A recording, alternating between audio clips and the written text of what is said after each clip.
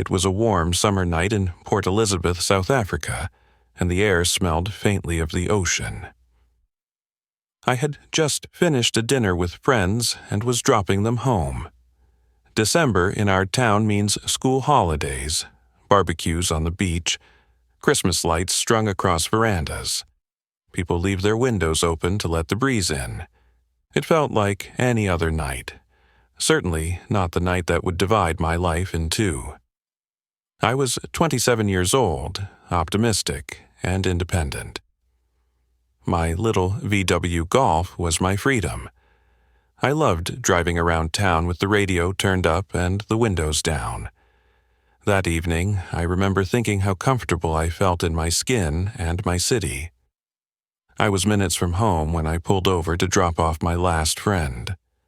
She hugged me goodnight, and I watched her disappear into her house. For a moment, I sat in the car, appreciating the stillness. I had no idea that two men were watching me from the shadows, ready to change everything. I grew up in this city by the sea. My childhood was filled with sand between my toes and salty hair after long days at the beach. Port Elizabeth is known for its friendly people and wide beaches. As a teenager, I'd ride my bicycle to school, pass fishermen repairing their nets, greet neighbors who all knew my name. My parents taught me to be independent and to stand up for myself. After school, I worked as a receptionist and saved to travel. I had dreams of seeing the world, but I always pictured returning here to raise a family. Back in 1994, crime existed, but it never touched my life directly. I trusted my instincts and my environment. I thought that bad things happened somewhere else, to other people. When I went out at night, I was cautious, but not afraid. That night, I didn't see the danger approaching. I didn't know that trust would be shattered and that my entire perception of safety would change before dawn. I started the engine and put the car into gear. Suddenly, the passenger door opened. A man slid into the seat next to me.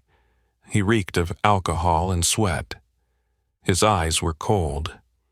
Before I could react, I felt something hard press against my side. A knife. He told me to move over. Shock froze my body. I tried to gather my wits. Almost simultaneously, the back door opened and another man got in. He was taller, wearing a baseball cap pulled low. There was a calmness in his voice that was more terrifying than shouting. They told me to be quiet, to drive, and I did. Panic churned in my stomach. I remember the streetlights flashing across the dashboard, the dark shapes of trees going by, the sound of their breathing. I begged them to take my car and leave me, but they laughed. They said they just wanted money. As we drove away from my neighborhood, I wondered whether I would ever see my home again. My mind raced through plans. Should I crash the car? Should I scream? Should I jump? My hands were gripping the steering wheel so hard they hurt. Every minute felt like an hour. They directed me out of town, past the outskirts where streetlights gave way to darkness. We drove along lonely roads, flanked by bush and farmland. They kept switching seats, confusing me, pushing me. At one point, we stopped at a deserted intersection.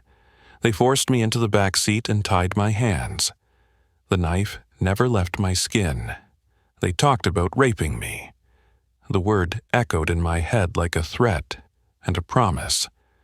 I tried to listen to their voices, to catch details, accents, names, anything that could identify them later if I survived.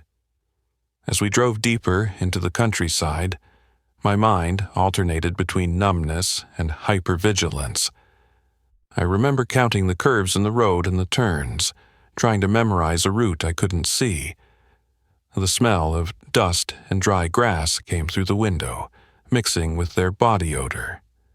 They drank from a bottle, passed it back and forth, and their laughter grated my nerves. It felt surreal, like watching a horror movie in which I was the star, but I couldn't leave the screen.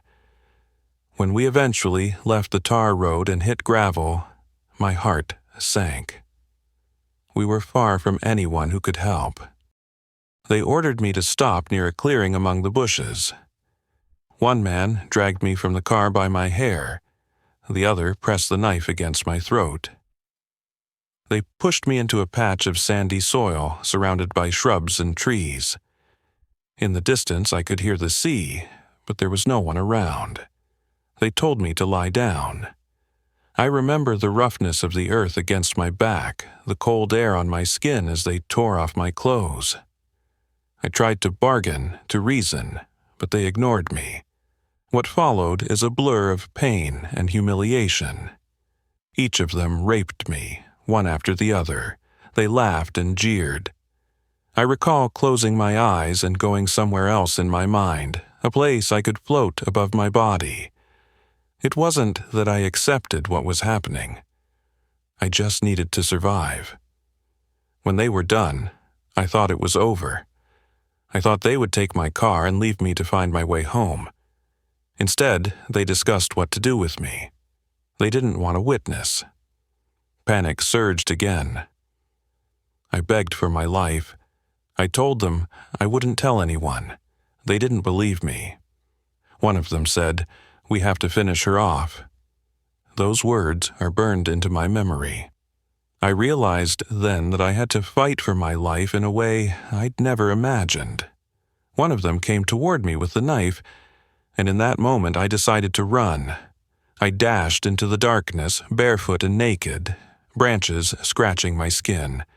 I didn't get far. They caught me, slammed me to the ground. I felt the first blade cut into my abdomen. The pain was sharp and hot. He stabbed me over and over. Later, I learned it was more than 30 times.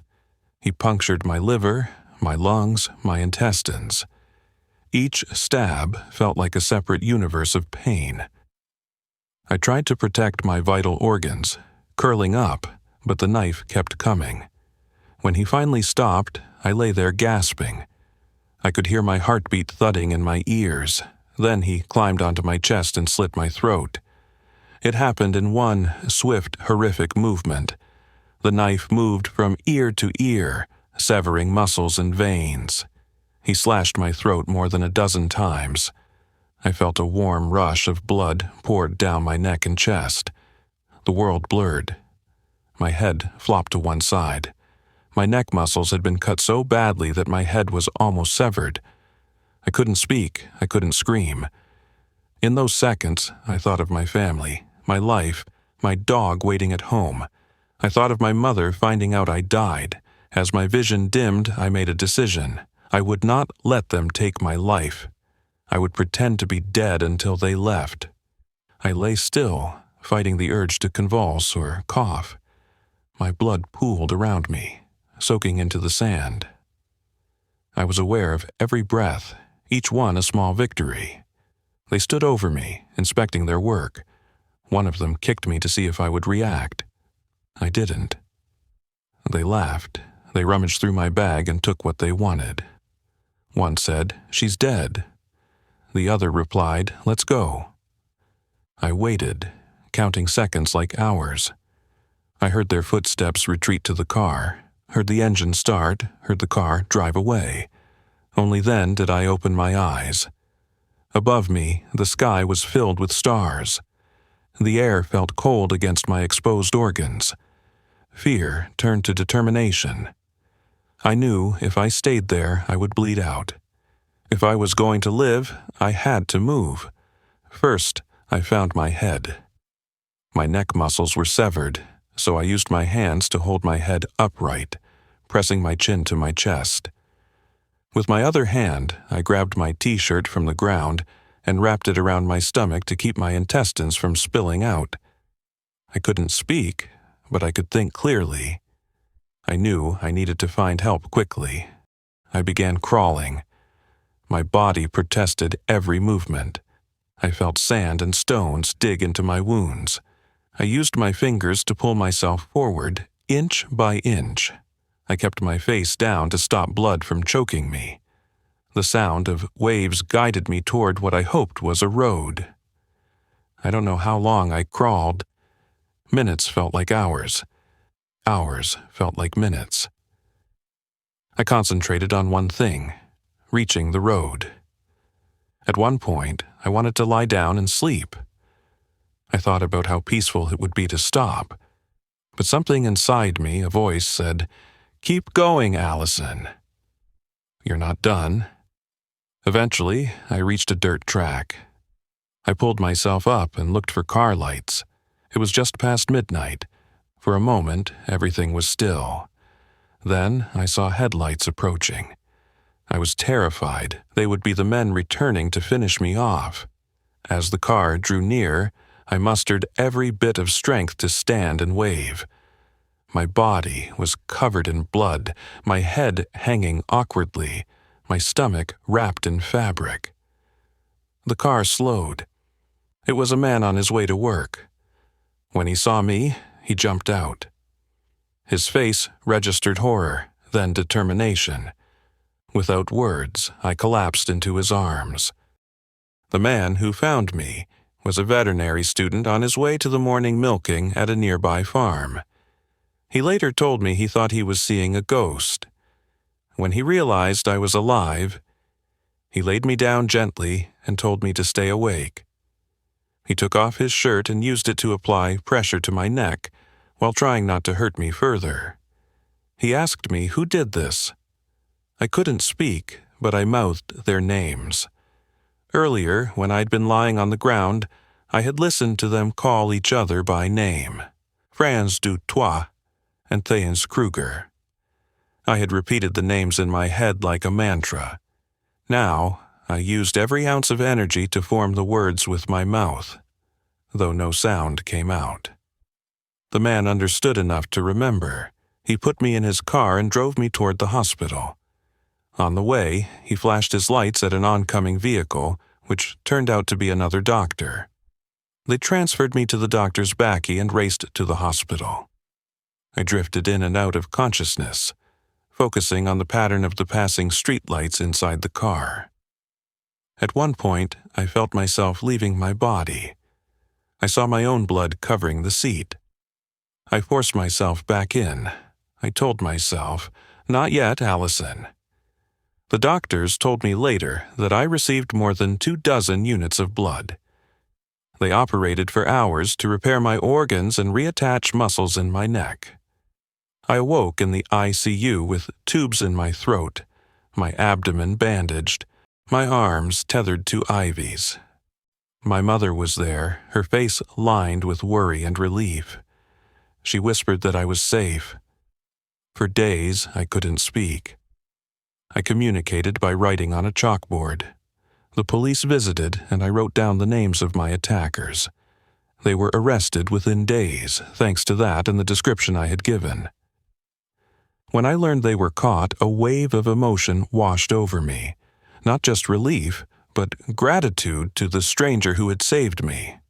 To the doctors and nurses who refused to let me die, and to my own mind for holding on to those names. Recovery was slow. Every cough felt like a knife inside me. I had to learn to trust again, to sleep without fear. I was determined not to let the attack define me, but it became a part of my story. I looked at my scars and saw both violence and resilience. I promised myself that if I recovered fully, I would speak about what happened so other women would know they are not alone. The trial began months later. I walked into the courtroom with my head held high, my scars hidden beneath a scarf. Frans du Toit and Theuns Kruger sat in the dock, their faces expressionless. Seeing them was like glimpsing monsters from a nightmare in broad daylight. The prosecutor asked me to recount the night. My voice trembled, but I told the truth. I told the court how they kidnapped me, raped me, stabbed me, slit my throat. I described their laughter. I showed the scars on my neck. I looked them in the eyes when I said their names. They avoided my gaze. The defense tried to paint them as victims of poverty and addiction, but there was no justification for what they had done. My testimony helped secure their conviction. They were each sentenced to life in prison. I remember walking out of the courtroom feeling like a weight had lifted. Justice wouldn't erase the trauma, but it validated my survival. I was no longer just a victim. I was a survivor whose voice mattered. After the sentencing, a reporter asked me how I felt. I said, alive. Returning to daily life after the attack was like learning to live again. I had to rebuild not only my body, but my sense of safety. Simple acts, walking to the shops, driving at night, triggered flashes of fear. I attended therapy to process the trauma. Friends brought me meals and sat with me in silence when words were too heavy. When my throat healed, my voice returned, but deeper and slightly hoarse. The severed nerves made it impossible to sing like I used to. At first, I avoided mirrors, unable to look at the scars that crossed my neck and abdomen.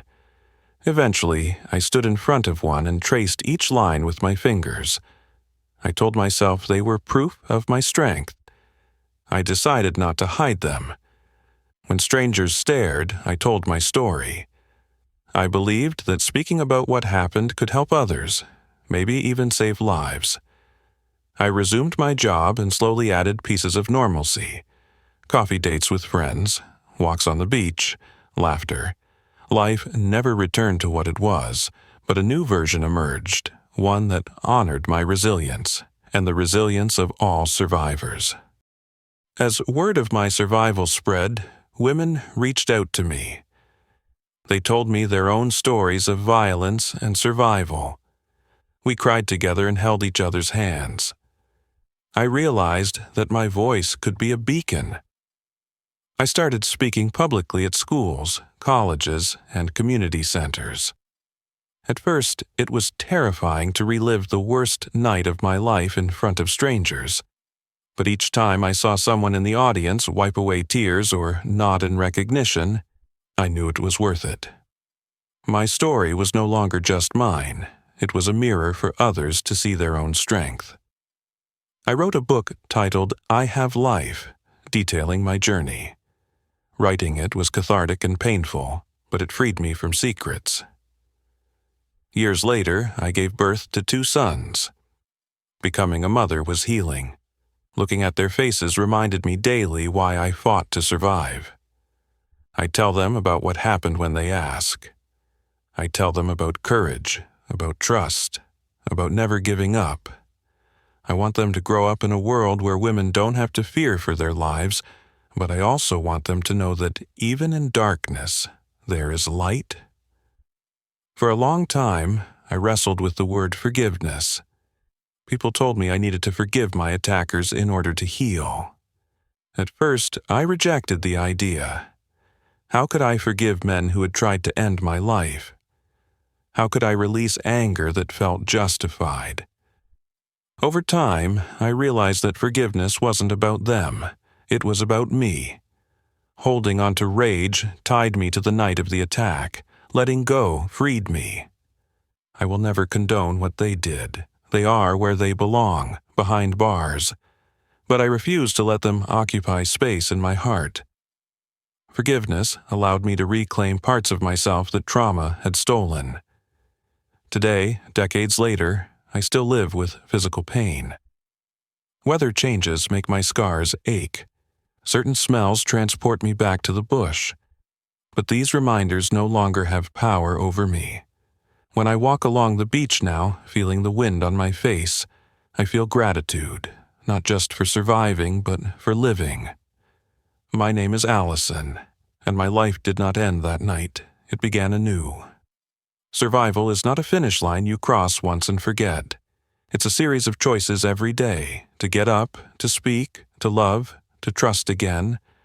I have learned that courage is not absence of fear. It is moving forward despite fear.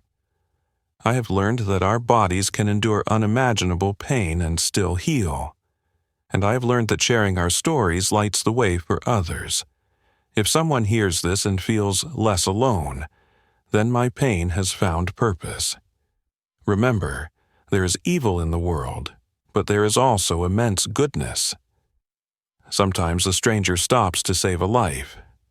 Sometimes the voice inside you urges you to keep crawling. Sometimes the girl who was left for dead becomes a woman who speaks for many. Thank you so much for spending time with this story. If it resonated with you and you'd like to hear more real-life survival tales, please tap the like button and consider subscribing to the channel. It's a big help and lets me know you're enjoying this kind of content. I'd also love to know whose story you'd like me to cover next. Drop your suggestions and thoughts in the comments below. Your engagement keeps the channel alive, and I appreciate every single one of you for listening. Stay safe, and I look forward to sharing another story with you soon.